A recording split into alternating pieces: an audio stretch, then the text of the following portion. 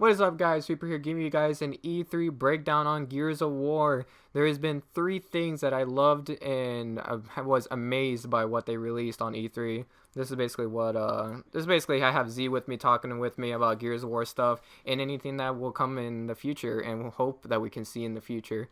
What you can see right now is the E3 Gears of War 4 briefing. The other two videos is going to be about the Xbox Elite controller, Gears of War themed, and the KI character finally came out today, and it is Rom, General Rom specifically, and it's gonna be an amazing guy. I just bought him, and I'm gonna play a lot with him. I'll make some KI videos so you guys can see.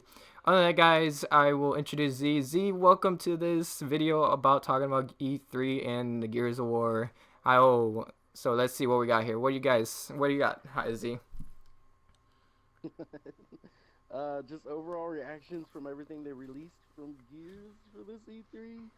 Oh my god, it looks freaking amazing. We got to see a lot of bad guys. Now the one that I was really interested in was the big guy. I don't know the name of it. I don't know if you do, Reaper. I said that it kind of reminded me of the what was it, the Brute? Oh my god, The what was it? Berserker with no feet, I call it. Berserker. Yeah, Berserker with no feet. But he's got his upper body is like the whole size of the freaking Berserker. He's like freaking huge, but he has no feet. So he like, what does he walk around on his arms or I something? guess he walks around. I think he crawls with his arms. He goes like left, right with his feet, and then he's just on his.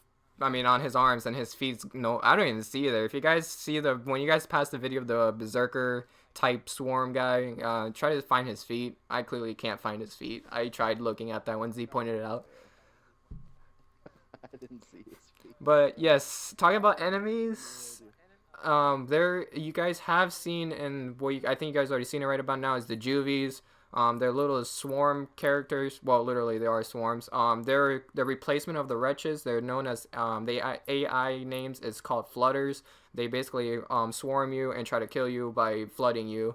Those are basically, like I said, the replacements of the wretches. But the little fun fact about the Juvies is there's these eggs, and when the eggs are at a certain point, Juvies comes out, and those things comes out. And when Juvies hits adulthood, they become into swarm drones.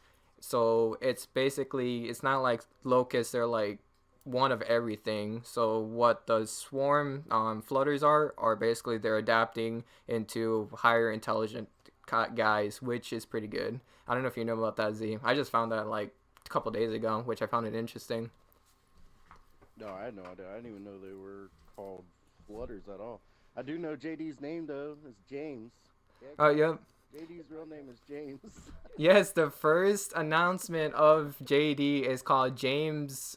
I don't know the last name. JD. I don't know what the D part is. So we still have to yet to find out. But yes, Z did not. Yes, Z said it, and so did because of Marcus saying it at the end of the briefing. You see a guy. You see JD opening the door, and then you see a guy on a chair just in the shadows, and he comes forward and basically said, "Welcome home, James." And the voice is iconic. It's Marcus Phoenix, and he's hella old. My God, what do you think of the age there, Z? Oh, I was gonna talk about the feel of Gears of War's capabilities of like pulling on my heartstrings as a general. Like a lot of people know that Dom was my favorite character, and the first time I ever teared up in a video game was when he finally sees his wife in Gears 2, and then the second time I ever teared up in a video game was when he dies in Gears 3. That is So they correct. always jerk my tears around. They had that trailer a few months ago, the Tomorrow trailer, Mm-hmm. where you see JD as a little kid and Dom's playing with him in the yard, and they pick like the perfect song that Sound of Sound of Silent. Silence, my old friend's song. Oh my god, that whole trailer is like, oh my god, it was such a tearjerker.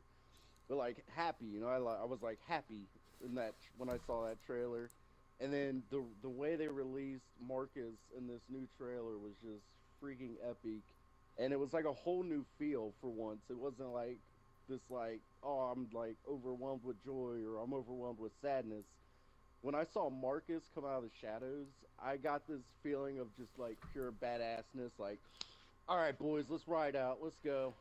Yeah, that's what Marcus usually do, people. He has that one voice and how his facial expression was. Well, he doesn't. He only has one facial expression in most of Gear Saga was a straight face, Like, don't f with that guy. That's his one face. pretty I'm not much. messing with you. Yeah. So I mean, that was just oh my god. The way they introduced Marcus into the game was really awesome. I'm really hoping that he's more involved with the game than just a one or two cutscenes. Like I know that he's probably not going to be one of the playable four characters. And I mean, in PvP, he's probably going to be a playable character. But Most likely. going through the campaign, I know he's probably not going to be a playable character. So I'm hoping they kind of introduce him earlier on in the game, and maybe he's kind of like the comms person. You know, like he's the guy in your headset saying like, "You need to go do this, you need to go do that." This is Basically, what what you need Anya to do. did. I think, yeah, that I think that would be a really badass way to make him involved with the game, other than just, oh, here's one cutscene of Marcus, and now you're not gonna see him anymore. Actually, what I was thinking, what's a really good, better idea. Well, I don't know if I think your idea is better, but I'm thinking, at the end of Gears of War 2, you had to fight off Jacinto, the final stand, because of the worm punching holes to city around Jacinto to sink Jacinto, which is the last stronghold for the human race. Uh, Before they had actually the cog actually had to purposely sink it first to destroy the locust. If you haven't noticed on that part, Hoffman comes out of nowhere said, "If this is gonna be the final stand of Jacinto, I'm not gonna sit around here and basically be here. I'm gonna fight with you." What a really good idea is if that scene happens with Marcus, he comes out of the shadows out of nowhere and basically said, "I will fight one more time with you guys to end this to finish this war."